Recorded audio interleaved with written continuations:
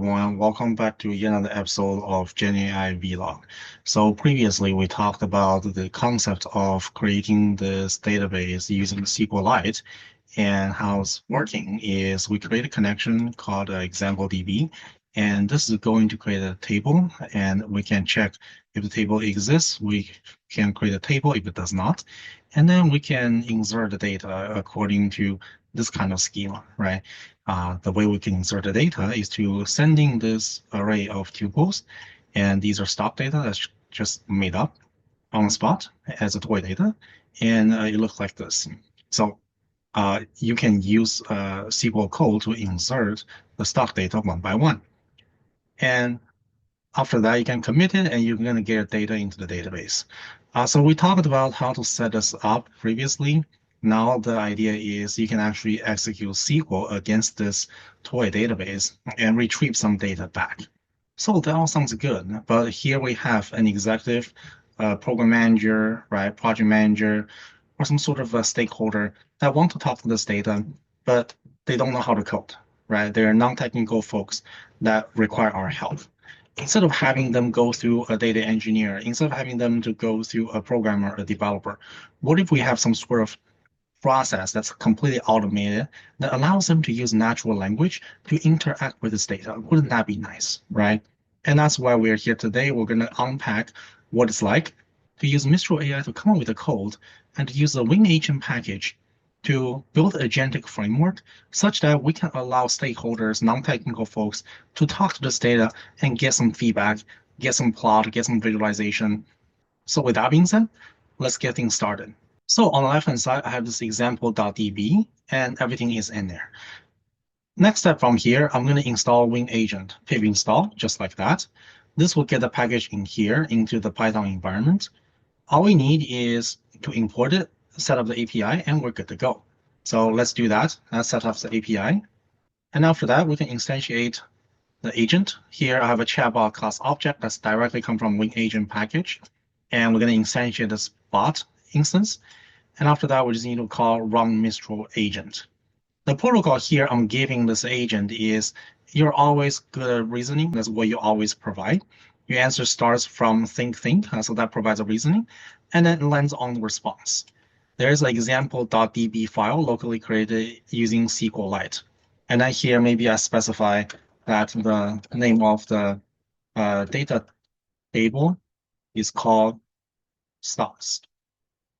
And this stocks should be able to be the same name as what you define above. So let me show you how I create the table, right? To create a table if not exist stocks. So that's the name of the table. Obviously, you need to know that. Otherwise, you're going to run into some sort of hallucination. So once I instantiate this, I run this code, it's going to start some sort of a chat environment, right? This is a conversation environment. Start chatting. If you exit, if you want to exit or quit the program, you just hit exit, all capital letters. So now I'm going to say something simple, right? Let's start from scratch. I have some data in example DB file locally exists. I want you to read it and show me the first 3 rows, something as simple as that. I just want to see what's in there. So at this moment, this chatbot is going to realize that I need to make an API call, and the agent is going to write the code for me in Python with SQL inside, and then to ask me if I want to execute it. So let's take a look at the answer. Right here is a Python code that it figured out, and it's going to connect database, trying to use some SQL code here, limit to 3. That's what I'm asking for.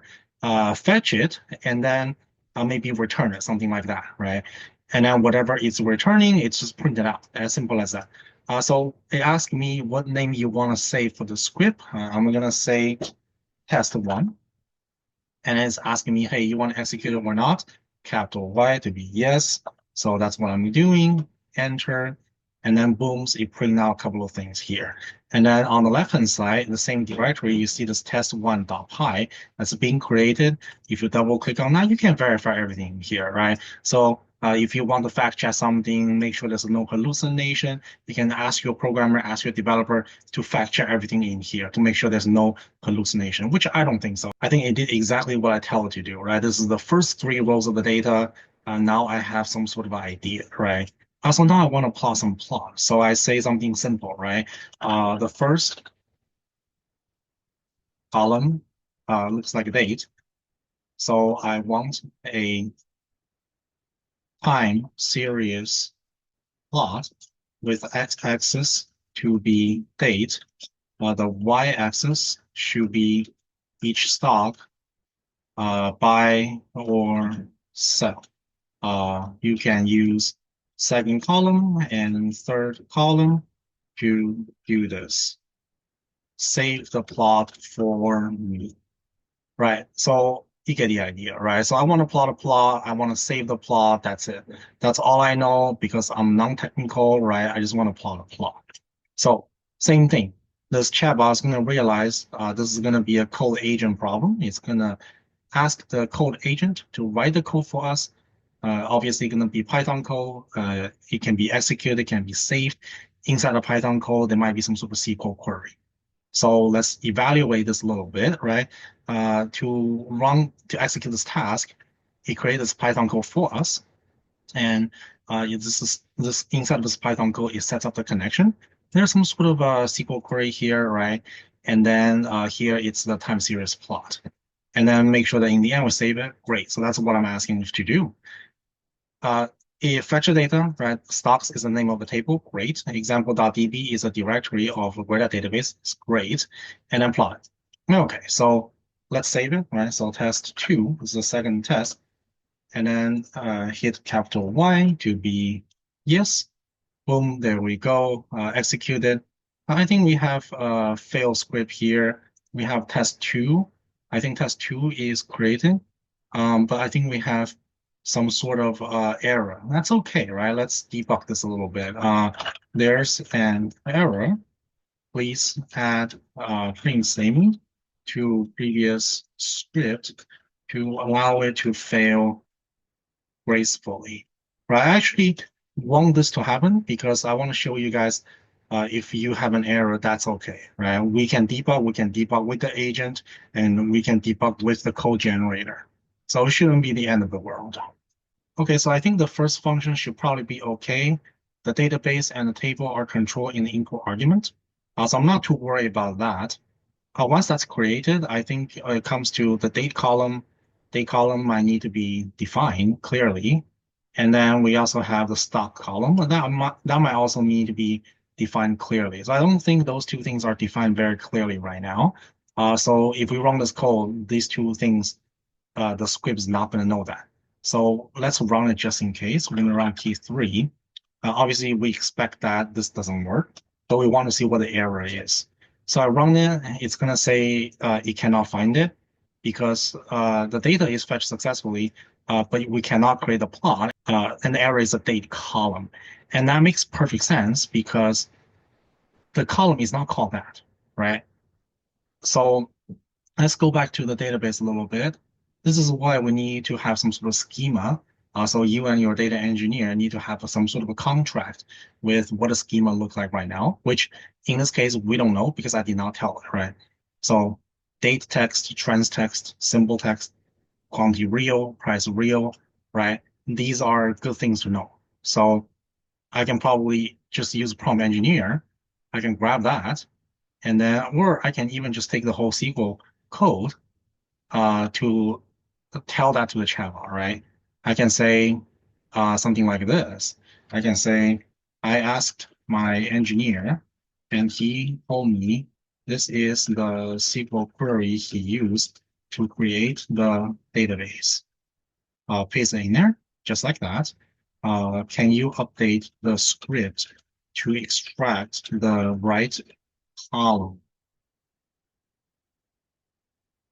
So it's going to run through the code generator again, and then it's going to try to understand what this SQL code is talking about, right? I have a couple of names here, and hopefully it gets the correct column name this time. Okay, so these two are input arguments for the second function, and let's see if this is plotted correctly. So we're going to say test 4, and I'm going to say yes, and then let's see how it goes. Okay, great. We have a plot. That's awesome, right? And then we have a script, right? So if you're clicking test 4, everything is in here. If you don't believe what the chatbot is talking about, ask your developer to verify this code, right? It's safe here. We have a plot, right? Let's take a look at the plot. The plot is pointing out on the x-axis the date. That's what I'm asking for. And then quantity, let's verify that a little bit in our data set. Buy Apple 50. Okay, I guess it's taking the second and third column as I indicated. Let's try another interesting example. Let's see if we can get to plot something else. So, I say, great, now I want a different plot. I want the x-axis to be date, which should be column 1. I want the y-axis to be buy or sell, and buy or sell should be, let me make sure I have the column correctly, the trans text, symbol text. So that's something like a transaction, right? And then it's a quantity. And use the stop text to be printed as label on the plot. Save the plot. Okay, let's see if that works. So hopefully we get the column name correctly this time. I'm actually being purposely very vague in terms of my prompt. So if it doesn't get correctly, I'm not surprised at all. Okay, so it gave us some code here. I'm going to take a leap of faith and I'm going to say test 5 because that's the next test. I'm going to say Y as capital letter and boom, I think it plots something. Great, let me refresh. And you can see this new plot here on the left-hand side directory. Let me open that. Okay, that makes more sense. So let's zoom in a little bit. On the x-axis, it's the date. On the y-axis, it's the buy and sell. And these color coding are different stocks, right? I ask it to label it in terms of stock text and set it as a label of the scatter plot. So I think that makes perfect sense. So you get the idea, right? Hopefully this video is interesting. Hopefully this video sheds some light of how you can build some sort of a minimum viable product, right? Some sort of MVP to show people that you can talk to an agent using natural language as interface and have the agent to write some Python code for you with SQL code inside and run that code against some sort of database that you stood up or some sort of database that's within the firewall or within the company. Thank you for watching, subscribe, and like.